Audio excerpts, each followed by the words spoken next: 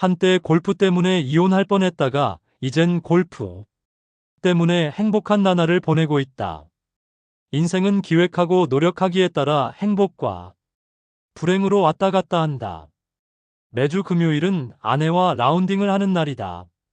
오늘 아내와 아주 행복한 시간을 보냈다. 그 이유가 아내 실력이 눈부시게 늘어 얼마나 잘 치고 좋아하는지 모르기 때문이다. 난 정말 나쁜 남자였다. 아내가 초짜였을 때 난 철저히 외면했었다. 화가 난 아내는 포기하지 않고 끈질긴 레슨을 받으며 홀로서기로 백순이가 되기 위해 노력 중이다. 히읗히읗히읗. 골프 좋아하는 남편과 사는 게 쉽지가 않다. 동행. 평소 일만 다니면 한 달에 주행거리가 평균 1000마일이면 좋겠었다. 헌데 지난달에 뛴 마일리지를 보니 2000마일이 넘었다. 가만히 생각하니 바빴다. 마누라하고 골프를 치러 멀리 다녀왔고 수시로 마누라 심부름을 다니다 보니 주행거리가 길어졌다. 자, 그러다 보니 아내와 동행한 시간이 많아 건설적인 대화를 많이 하지 않았나 싶다. 그동안 다툼 침묵 모드에서 합심 평화 대화 모드로 바뀌면서 마일리지가 높아지고 있음을 발견하게 되었다. 히읗히읗히읗. 반면에 아내 차는 마일리지가 많이 줄어들자 않았나 싶다. 한편으론 몸댕이는 고달퍼도 좋은 현상이 아닌가 싶다. 몸이 고달픈 게 좋으냐 아니면 마음이 괴로운 게 낫냐 물으면 몸이 고달프고 마음의 고통이 없는 게 헐낫다는 결론을 얻었다. 지난 별거 8개월 동안 몸은 편했지만 마음이 쓸쓸하고 불편하고 아프곤 했었다. 물론 마음도 편하고 몸도 편하면 그 이상 바랄 게 없지만 헌데 살아보니 그런 날은 없는 듯하다. 어떤 의사가 말하기를 암의 발병 원한을 첫째로 스트레스가 가장 위험하다고 했다. 결국은 스트레스는 인간관계에서 생가는 주범이 아닌가 싶다. 그것도 가장 가까운 곳에 있는 부부관계가 아닌가 싶다. 지난주에 용서에 대한 공과가 있었다. 교사는 베니스 상인 이야기를 꺼냈다. 돈을 반려가고 갚지 못한 채무자에게 죄의 대가로 살을 1파운드 떼어 갈 것을 제안했으나 실상 재판관은 정확히 1파운드를 떼어가지 못하면 채권자에게 그 죄를 물어 모든 재산을 몰수하겠다는 판결에 궁지에 몰링 이야가다. 그렇다 서로에게 죗값을 물어 정확하게 보상 받는 것도 어렵지만 용서는 그 위험하고 어려운 절차를 없애는 자름길이 아닌가 싶다. 결국은 상한 인간관계 개선에서 용서보다 더 위대한 해답은 없지 않나 싶다. 독사. 예전에 골프장에 독사란 선수가 있었다. 세탁소를 하는 용띠 동갑내기 친구인데 초짜 때 하도 많이 깨져 완전 물주였단다. 헌데지고는 못사는 체질인 그 선수가 독을 품고 죽어라 연습해 초짜 때 고수한테 잃은 돈을 6개월 만에 다 찾아왔다고 한다. 그래서 독사란 별명이 붙었단다. 히읗히읗히읗. 김전무는 그만큼 독하지를 못한 것 같다. 40년 동안 내기 골프에 바친 돈이 얼마인지 헤아릴 수가 없다. 10번 치면 3번 정도 이기고 2번 정도 본전하고 5번 정도 깨지지 않나 싶다. 기력이 딸리는 나이인데 기력 보충을 한 번도 해주지를 못했다. 밥을 먹으면 배는 부른데 기운은 생기지를 않으니 기력 보강을 위해 장어라도 몇 마리 먹어야 쓰겄다. 한동안 내기 골프에서 깨지지를 않아 지갑이 두툼했는데 그것도 잠깐 뭔 일인지 최근에 연장 3번을 깨졌다. 이젠 나이가 있어서인지 승률이 떨어지는 현상과 수업료가 많이 드는 편이다. 그동안 패배했던 선수들이 이를 갈았는지 도끼가 서려 있어 그 살기를 누를 수가 없었다. 살기를 품는 것도 젊어야 품어지지 않나 싶다. 이상하게 이제는 독가가 품어지질 않는다. 그래도 고마운 게 건강해서 일주일에 6번은 거뜬히 출전할 수 있어 행복하다. 들게.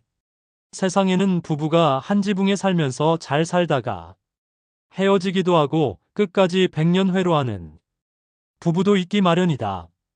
오래 살다 보니 이혼을 꼭 해야 하는 사람들의 심정을 충분히 이해할 수 있는 입장이 되어 보았다. 난 아내와 결혼한 지가 45년이 되었다. 그동안 살면서 위기의 순간이 너무 많았다. 글쎄 뭐 때문인지 이런저런 이유가 많아.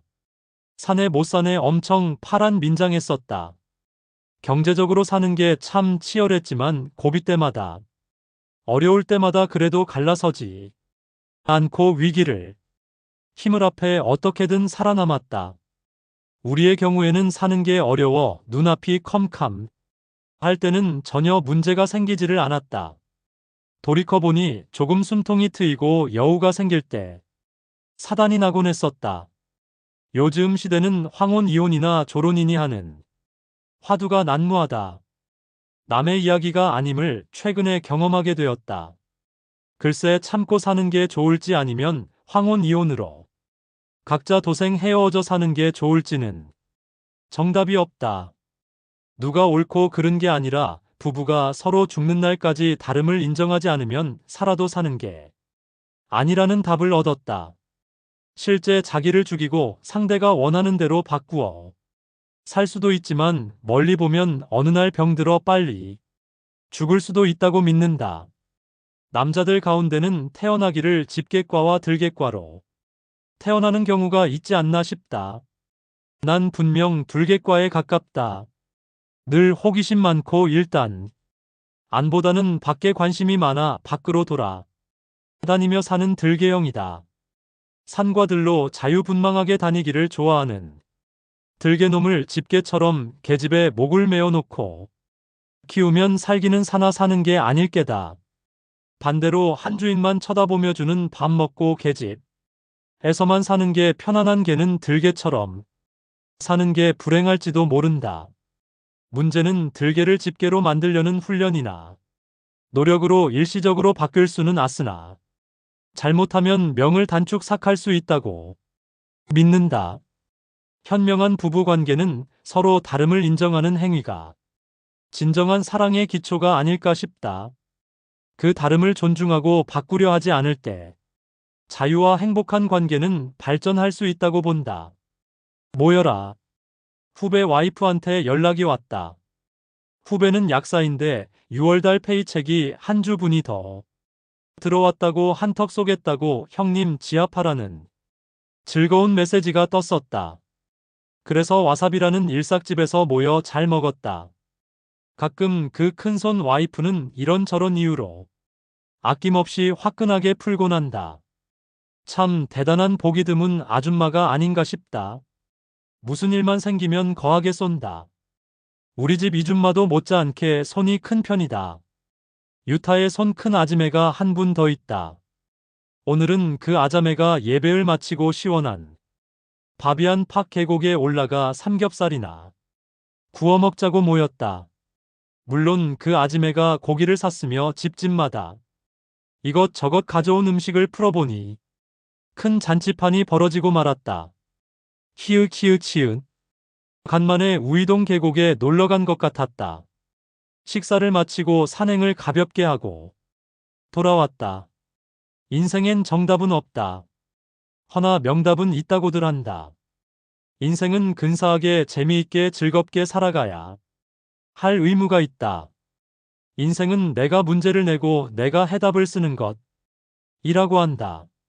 위의 이야기는 김홍신 작가가 즐겨하는 인생 설명서에 나오는 일부분이다. 그래, 한 번뿐인 인생 나도 근사하게 재미있고 폼나게 살려고 노력하고 싶다. 히읗히읗히읗. 스스로 문제를 쉽게 내고 쉽게 답하면 재미있고 찰지게 살지 않을까 싶다. 난 오늘도 적당히 단순하게 살려고 한다.